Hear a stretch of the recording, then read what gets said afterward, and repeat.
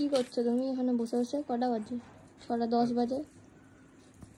বুঝতে পারছি না কোন শাড়িটা পরবো। বিয়ে বাড়ি আসলে মাথা খারাপ হয়ে যায়, কোনটা পরবো কোনটা পরবো না, কোনটা পরবো কোনটা পরবো না। আমি দেখ এই দুটো শাড়ি, এই একটা শাড়ি বেচেছি, এটা একটু বেশি গর্জিয়াস, এর সাথে এই ব্লাউজটা নিয়েছি। আর একটা শাড়ি, এটাও ভালো, মানে অনুষ্ঠানে পরার মতনই, ওটার থেকে এটা একটু কম গর্জিয়াস, আর তার সাথে এই ব্লাউজটা ব্ল্যাক কালার। আমার মনে হচ্ছে এটাই পরবো, আমি বুঝতে পারছি না কি পরবো। আর আমার তো গয়নার সেট রেডি রয়েছে এখানে, এই একটা সেট আর একটা, এইটা একটা সেট রয়েছে, যে কোনো একটা, এটা গ্রিন কালারের মধ্যেও রয়েছে। তবে এত আমি জ্যাবড়া জ্যাবড়া পরি না, আমার ভালো লাগে না। আমি এটা কানের পরে, ওই শাড়িটা পরে নর্মাল মেকআপ করে চলে যাবো।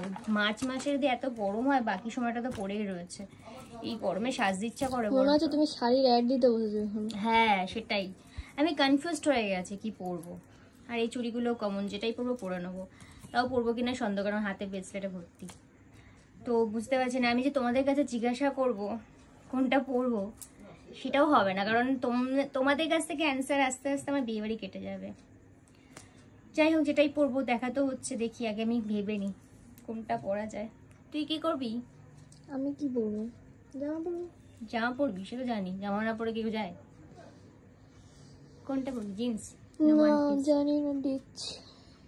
আচ্ছা একটু সেজে গুজে নি, একটু কোন শাড়িটা চয়েস করে পরে নি, তারপর দেখা হচ্ছে তোমাদের সাথে।